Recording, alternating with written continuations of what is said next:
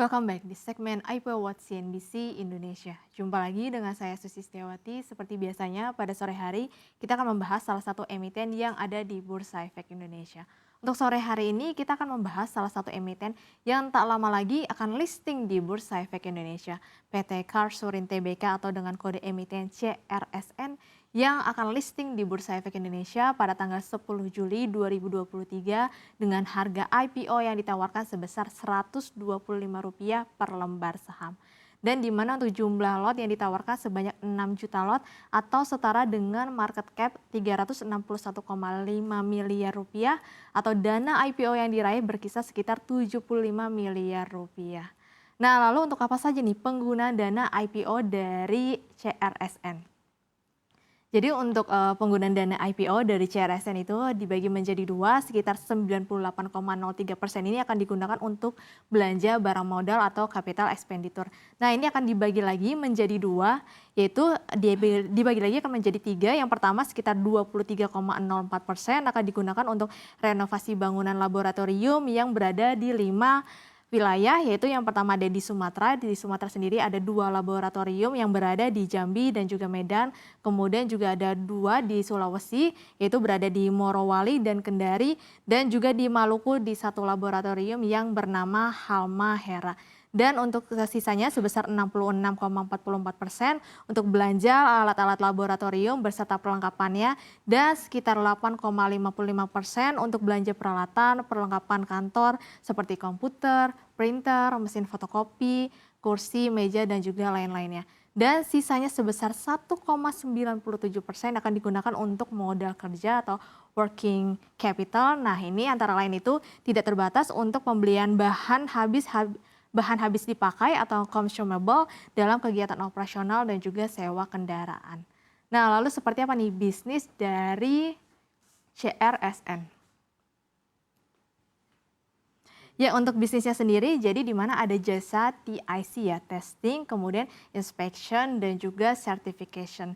Jadi kalau kita lihat di sini untuk CRSN sendiri sudah berada di 19 cabang yang ada tersebar di Indonesia. Jadi kalau kita bisa lihat di sini untuk pelayanannya sendiri, ya ini sudah berada di berbagai industri, yaitu yang pertama ada minerals dan juga metals, kemudian ada energi, produk, dan sistem certification, kemudian ada infrastruktur, digital transformation, hingga environment, dan juga ada food dan juga agriculture, serta marine dan offshore hingga insurance. Nah, kemudian juga untuk CRSN sendiri di sini ada 2 anak usaha. Jadi kalau bisa lihat di samping saya di sini untuk anak usahanya yang pertama ada Karsurin Offshore Service, kemudian juga ada Karsurin Oil dan Gas Service. Jadi di mana untuk anak usahanya ini memang kontribusinya masih kecil di bawah 2% kepada perseroan sendiri. Jadi kalau kita lihat untuk yang Karsurin Offshore Service sendiri ini sudah berdiri sejak tahun 2015 dan di mana menawarkan solusi drone lengkap yang memadukan perangkat keras dan perangkat lunak serta penjualan, dan juga ada layanan untuk membuka kekuatan data udara dan memberikan wawasan keputusan yang lebih cerdas. Sedangkan kalau dari sisi yang oil dan juga gas service ini sudah berdiri sejak tahun 2009 dengan kegiatan usahanya itu COGS saat ini menjalankan serangkaian layanan, inspeksi, dan sertifikasi teknis yang komprehensif untuk mendukung keselamatan dan efisiensi operasi minyak dan juga gas, dan untuk memverifikasi kepatuhan terhadap peraturan perundang-undangan yang ada di Indonesia, termasuk Migas, Depnaker, dan juga EBTKE. Nah, kalau kita bisa lihat di sampingnya di sini untuk pelanggan dari CRSN sendiri ini sudah perusahaan-perusahaan yang cukup besar, bahkan sudah TBK ya. Yang pertama di sini ada Pertamina Persero, kemudian juga ada PT El Nusa Tbk atau dengan kode emiten ELSA, bahkan juga di sini ada Intip ya atau INTP yaitu Indosemen Tunggal Prakarsa Tbk, kemudian juga ada Obsidian Stainless Steel, kemudian ada PT Ki Deko Jaya Agung, dan bahkan di sini juga ada Unilever nih, Unilever Indonesia Tbk atau UNVR, dan Saka Energi Indonesia serta Medco NIP Indonesia. Nah, kita juga bisa mengintip nih bagaimana sih alur bisnis dari CRSN sendiri. Jadi di mana tadi untuk bisnisnya sendiri adalah TIC, testing, kemudian inspection, dan juga certification ya.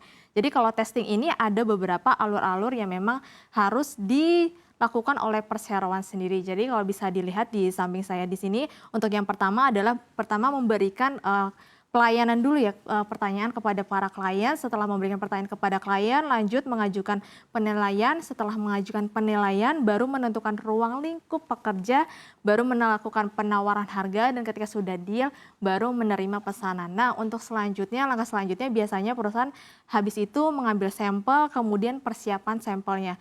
Baru melakukan pengujian di laboratorium yang ada atau yang disediakan oleh CRSN, dan baru menganalisa dari hasil laboratorium itu, kemudian hasilnya baru dibuat hasil laporan serta rilis sertifikatnya. Ini kalau dari jasa pelayanan dari pengujian atau testing.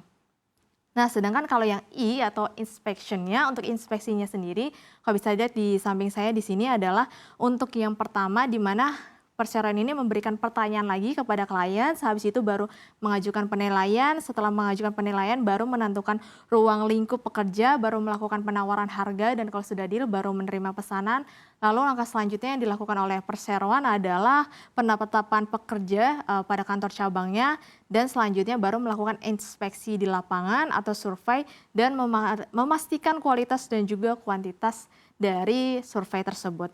Nah, setelah itu baru melakukan analisa dan juga hasil laporan serta merilis sertifikatnya.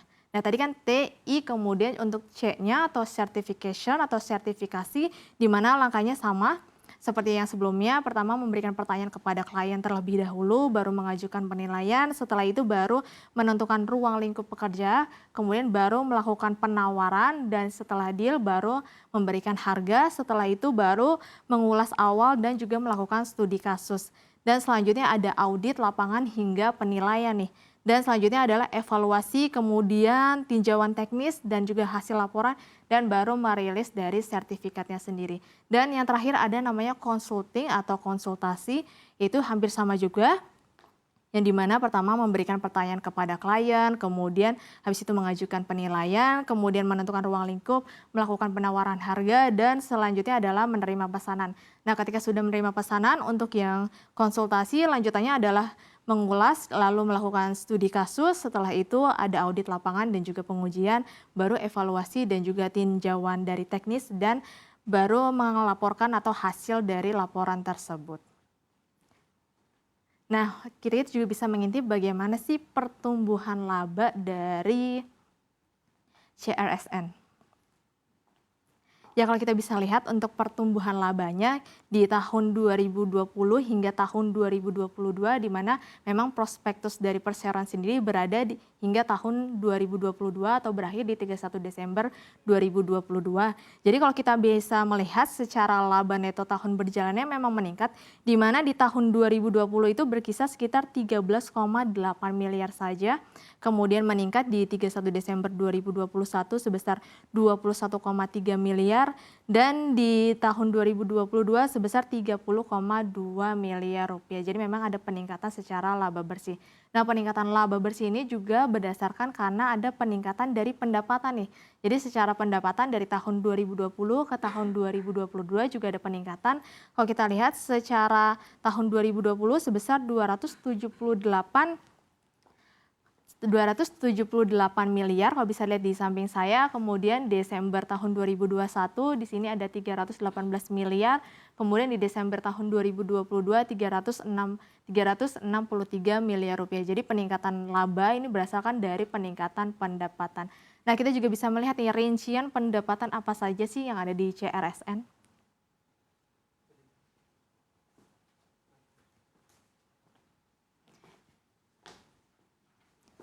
Ya, untuk rincian dari pendapatannya sendiri, kalau kita bisa lihat di sini ada berbagai segmen ya. Nah, di sini untuk segmennya yang pertama ada inspeksi, kemudian pengujian, sertifikasi, konsultasi, dan juga penjualan barang. Di mana memang untuk pendapatannya CRSN sendiri dominan berasal dari inspeksi nih. Kalau kita lihat di tahun 2020 dari 240 miliar menjadi 272 miliar di tahun 2021, dan di tahun 2022 menjadi 307 miliar. Dan sedangkan sisanya untuk pengujian, sertifikasi, konsultasi, dan juga penjualan barang memang masih berada di bawah 50 miliar. Jadi memang untuk pendapatan sendiri masih ditopang dari segmen inspeksi. Lalu disusul pengujian, sertifikasi, konsultasi, dan penjualan barang. Nah, untuk selanjutnya kita juga bisa melihat nih, berapa banyak sih kontribusi dari anak usahanya CRSN tadi kepada perseroan. Ya kalau bisa dilihat di samping saya memang untuk, pendapatannya masih didominan oleh dari perseroan sendiri atau induk usahanya, yaitu sekitar 96,90%. Kemudian kalau kita lihat anak usahanya di sini memang hanya di bawah 2% yang dimana tadi ada Carlsberg Offshore Service dan juga Oil dan Gas Service. Untuk offshore sendiri ada di 1,43% dan oil dan gas service berada di 1,67%. Sehingga memang dari kontribusi pendapatan masih full atau sekitar hampir 100% ya, 96% ini memang masih didukung dari induk usaha yaitu perseroan dari CRSN sendiri. Nah, kita juga bisa melihat rasio keuangan dari CRSN. Ya, di sini kalau kita lihat tadi harga IPO-nya berkisar sekitar Rp125 per lembar saham. Nah, kalau bisa dilihat di sini untuk harga kewajarannya atau book value-nya sendiri berada di 65,54 ya, atau masih berada di level 66. Jadi kalau bisa terbilang dengan BV 65, kemudian harga IPO yang ditawarkan sebesar 125, otomatis harga yang ditawarkan adalah over value atau mahal. Kita bisa lihat price book value-nya atau PBV-nya berada di 1,91 atau sekitar 2 kali hampir lebih mahal dibandingkan dengan harga kewajarannya. Namun kalau kita melihat dari marginnya sendiri atau gross profit marginnya berada di 50,49%. Nah, jadi margin ini memang masih cukup tinggi di 50% yang menandakan bahwa ini adalah keuntungan dari pendapatan dengan beban pokok pendapatannya. Dan dalam menghasilkan laba bersih atau net profit marginnya sendiri, untuk CRSN berada di bawah 10% atau 8,31%, angka ini masih cukup kurang baik ya. Jadi untuk memaksimalkan profit masih cukup kurang menarik. Dan kita bergeser ke return on equity-nya untuk CRSN sendiri sudah cukup baik di 26,38%. Ini sudah angka yang cukup baik sehingga dalam mengelola modal terhadap laba bersihnya sudah cukup efisien dan juga sudah cukup baik. Dan kita bergeser ke aset, return on asset di 17,76% ya. Angka ini sudah cukup baik juga sehingga dalam mengelola aset terhadap laba bersihnya juga sudah cukup baik. Dan untuk debt equity rasionya sendiri, ini angkanya masih di bawah 100%, ini masih cukup sehat sekali di 48,51%, yang menandakan bahwa total modalnya jauh lebih besar dibandingkan total hutangnya. Jadi kalau kita lihat secara laporan keuangan per 31 Desember 2022 di prospektus CRSN, untuk total modalnya berkisar 114,5 miliar rupiah, sedangkan hutangnya hanya 55,5 miliar rupiah. Jadi ketika modalnya jauh lebih besar dibandingkan dengan total hutangnya dalam membayar kewajiban terhadap modalnya ini cukup baik. Dan untuk kita selanjutnya bisa melihat secara likuiditas atau cash rasionya di 363,45%. Ini sudah di atas 100%, di mana likuiditas ini cukup tinggi sehingga dalam membayar kewajiban lancar terhadap aset lancarnya ini juga sudah cukup baik dan cukup sehat. Dan selanjutnya kita bisa melihat nih bagaimana prospek bisnis dari IPO CRSN. Jadi di sini ada dua, kita bisa lihat untuk yang pertama di mana berdasarkan laporan dari sebuah konsultan market dan research, perusahaan jasa testing, inspection atau certification atau TIC di Indonesia tetap mengalami pertumbuhan sekitar 5,23% hingga tahun 2027. Pertumbuhan pasar jasa testing, inspection, certification atau TIC di Indonesia lebih didorong karena meningkatnya aktivitas perdagangan di kawasan ASEAN. Meningkatnya aktivitas perdagangan dan investasi di Indonesia telah menjadi faktor utama meningkatnya pasar jasa TIC di Indonesia. Jadi menurut data Badan Pusat Statistik atau BPS menunjukkan pertumbuhan ekonomi Indonesia pada triwulan 1 2023 ini tercatat sebesar 5,03% secara tahunan. Ini sedikit meningkat dibandingkan dengan pertumbuhan pada triwulan sebelumnya sebesar 5,01% secara tahunan. Jadi dengan didukung pertumbuhan ekonomi di Indonesia, maka industri testing, inspection, atau certification atau TIC masih memiliki prospek usaha yang sangat luas. Meningkatnya aktivitas perdagangan baik domestik maupun internasional akan mendorong peningkatan permintaan jasa TIC yang akan memastikan bahwa pengujian produk untuk memastikan sesuai terhadap undang-undang dan peraturan yang berlaku. Nah, industri testing, inspection, juga certification ini telah mengalami tren yang positif nih dan pertumbuhan yang stabil dalam beberapa tahun terakhir karena meningkatnya permintaan untuk produk dan layanan berkualitas tinggi, serta meningkatnya kesadaran konsumen tentang keamanan dan kualitas produk.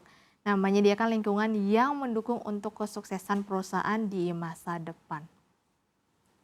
Nah, kita bisa lihat di sini ada untuk tren industri dari testing, kemudian inspection dan certification. Kalau kita lihat di sini menurut sumbernya dari Grandview Research ya.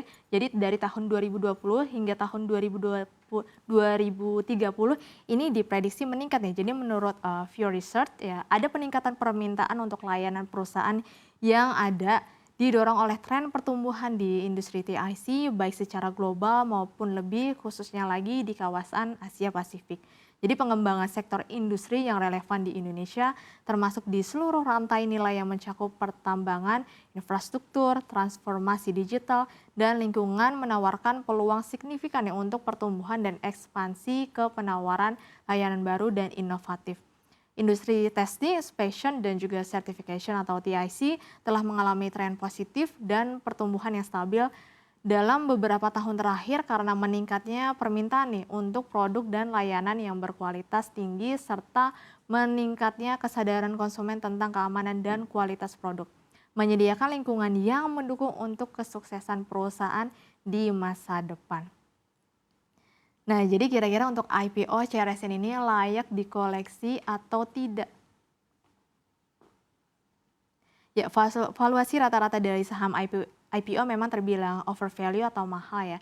Meskipun dari kinerja cukup baik dan juga dari prospek industrinya bisnisnya ini cukup menarik, namun sayangnya harga IPO CRSN yang ditawarkan masih belum cukup menarik nih hingga saat ini.